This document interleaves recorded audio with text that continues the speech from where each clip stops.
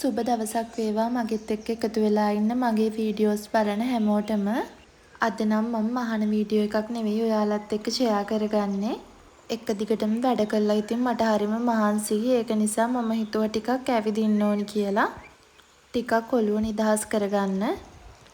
ඉතින් මේ ගමේ හරිම ලස්සන තැන් තියෙනවා අපේ මනස සුවපත් කරගන්න පුළුවන් තැන්. මේත් ඒ වගේ එක තැනක් කුඹුරු යායයි ලස්සන කඳු පන්තියයි පුදුම තරම් නිදහසක් දැනෙනවා මට මේ සොබාධර්මයත් එක්ක ඉද්දී. දැන් උදේ වුණත් පුදුම අවුවක් වැහිලා තියෙන්නේ. මාරම රස්නේ මේ දවස්වල මම මේ අපේ අම්මලාගේ ගෙදර යනවා. අපි දැන් ඉන්න ගෙදර ළඟ ඉඳලා අම්මලාගේ ගෙදරට ටිකක් දුරයි. ඒ කියන්නේ පොඩ්ඩක් ඇතුළට යන්න ඕනි. ගම වගේ ඇතුළට යන්න ඕනි.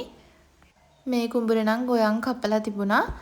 දැන් මේ උදේ වුණාට දැන් 8ට විතර ඇති වෙලාව. ඒ වුණාට පුදුම අවුවක් තියෙන්නේ. හරිම අවුව සැරක් තියෙන්නේ මේ දවස් ටිකේ. එළියට වක්වත් බහින්න බෑ. ඒ තරමට අවුවයි. තව ඉතින් අපේ අම්මලාගේ ගෙදරට පොඩ්ඩ දුරයි.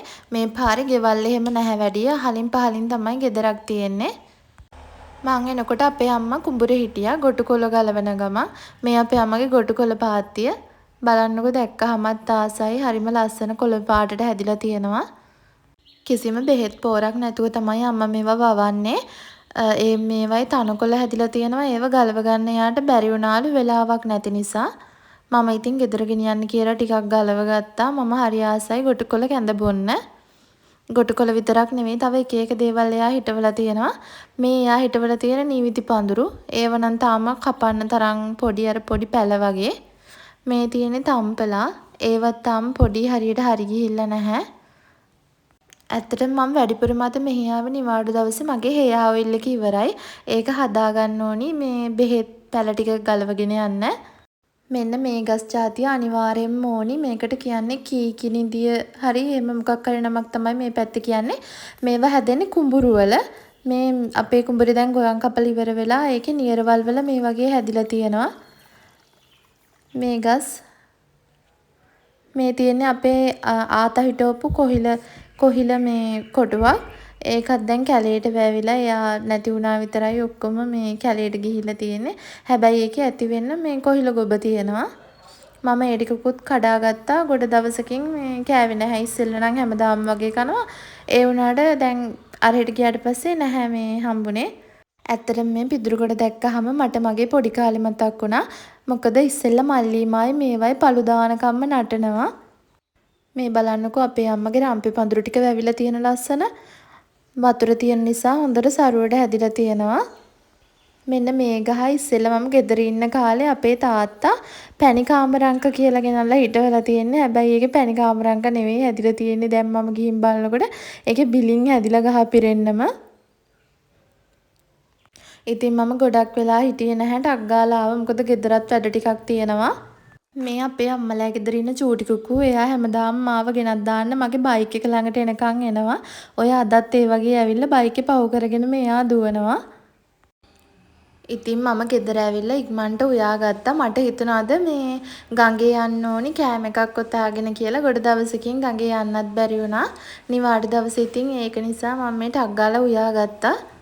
මේ කෙසෙල් කොලේ බත් ඇත්තටම හරිම රසයි. ටිකක් වෙලා යනකොට මේ හාල් එක අපි කඩෙන් ගේන හාල් එකක් නෙවෙයි. අපි හදාගන්න එකක්. ඒ කියන්නේ අපේ කුඹුරු වල හදාගන්න බත් තමයි මේ. ඇත්තටම අපි නිදහස හෙව්වොත් අපේ ජීවිතේ අපිට සල්ලි නැති වෙනවා. අපි සල්ලි හෙව්වොත් අපිට නිදහස නැති වෙනවා. ඒ දෙකම බැලන්ස් එකේ ගෙනියන්න ඕනි කියලා තමයි මම නම් හිතන්නේ. මේ ඉතින් අපේ අම්මගේ ගොටුකොළ පාත්තියෙන් ගලවගෙන ආපු ගොටුකොළ. ඒව මම ඇවිල්ලා සම්බෝල හැදුවා. අදට තෙහි ටිකක් එහෙම වැඩිපුර දාලා මොන දේවල් තිබ්බත් වැඩක් නැහැ වගේ පරිප්පු එකක් නැතුව කන තරමක් කන්නේ පරිප්පුවෙත් කවදාවත් පරිප්පු නම් එපා වෙන්නේ නැහැ මට. හොඳට කිරි දාලා මේ පරිප්පු එක හින්දගෙන තමයි මං හදාගත්තේ. තව මාළුත් හැදුවා.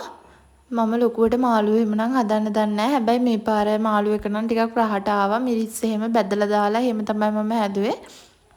අපේ තව දෙන්නෙක් වැඩ කරනවා. ඒ දෙන්නටත් කෑම දෙකක් ඔතාගෙන මේ කෑම දෙක දෙන්නත් එක්ක තමයි යන්නේ. දීලා එන ගමන් ගඟේ ඉඳලා නාලා එහෙම එනවා කියලා හිතාගෙන තමයි යන්න හදන්නේ. පේනවනේ අර ඈත පේන කොළ පාටින් වට වෙලා තියෙන කඳුවල ලස්සන. ඒ හරියට තමයි දැන් අපි යන්නේ. එතකොට මේ පාරෙන් යටිපැත්තේ කඳු තියෙන පැත්තේ නෙමෙයි අනිත් පැත්තේ තමයි මේ ගඟ එහෙම තියෙන්නේ. මාරම ලස්සනයි පේනවනේ මේ හරිය වැඩිය ගෙවල් එහෙම නැහැ. ගෙවල් තියෙන්නේ ටිකක් අතරින් පතරින් වගේ ටිකක් දුරින් දුරින් තියෙන්නේ. කඳු ගස් කොළන් ඒව තමයි තියෙන්නේ හරිම ලස්සනයි. මෙන්න මෙතන ගමේ කට්ටියත් එක්ක එකතු වෙලා ලස්සන පන්සලක් හදන්න අරගෙන ඒක වැඩ කොහොම හරි මග නතර කරලා තියෙනවා. මේ පන්සල තමයි ඒ පන්සලට ඉස්සරහින් තියෙන ගඟ. අර පේන්නේ වලට පේනවද දන්නේ නැහැ. අපි ඉන්න පැත්තට වැස්සි නැති වුණාට ගඟේ උඩහට වැහැලා මේ එකයි ගඟ බොර වෙලා තියෙන්නේ. වතුරත් පොඩ්ඩක් වැඩි වෙලා අපි ඉන්න පැත්තට නම් ගොඩ දවසකින් වැස්සේ නැහැ. ගොඩක් පායනවා. මේ අපි යන්නේ ගම්මානයකට. ඒ ගම්මානෙට මේ පාර එහෙම කියන්නේ කන්ද මුදුනේ වගේ තියෙන්නේ.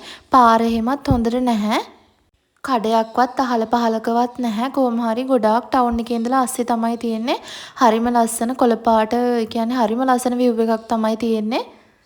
හැබැයි ඉතින් හරිම දුෂ්කරයි යන්න එන්න පාරක්වත් නැහැ වාහනයක්වත් ඒ පාරේ යන්නත් බෑ බයික් එකකට වීල් එකකට වගේ ඇරෙන්න වාහන සද්දයක් එහෙමනම් ඇහෙන්නෙම නැති තරම් කලාතුරකින් ඇහුනොත් ඇරෙන්න හරිම නිස්කලංකයි ඒ කියන්නේ කුරුල්ලොන්ගේ සද්ද ඒ වගේ දේවල් තමයි ඇහෙන්නේ අර ඈතින් පේන කන්දෙත් එක ගම්මානයක් තියෙනවා එයාලට වතුර එහෙමනම් කිසිම අඩුවක් නැහැ උල්පත් වතුර ඒ කන්දේ තියෙනවා කියන්නේ හොඳම හරිම පිරිසිදු වතුර පාරවල් තියෙනවා අපි ඒ ටිකක් දීලා දැන් මේ ආව රස්න නිසා කෑම එකත් කාලා ටිකක් වෙලා මේ වතුරට වෙලා ඉන්නවා කියලා හිතාගෙන මොකද මේ කුඹුක් ගස් එහෙම තියෙන නිසා මේ ටිකේ හරිම කූල් ඒ කියන්නේ හරිම මේ කූල් එකක් දැනෙනවා අපි ආවේ අර පල්ලෙහාට යන්න හිතාගෙන ඔන්න ඔය පේන තැන එතන දියැල්ල වගේ වැටෙනවා හැබැයි එතෙන්ට යන්න විදියක් නැහැ එතන කට්ටියක් අපි යනකොටත් ඉන්නවා ටිකක් මඩ පාටයි වතුරේ වුණාට ඉතින් අපි ගියේ නැහැ දැන් ආපෙකේ කියලා ඔන්න ඔය කෑම එකත් කාලම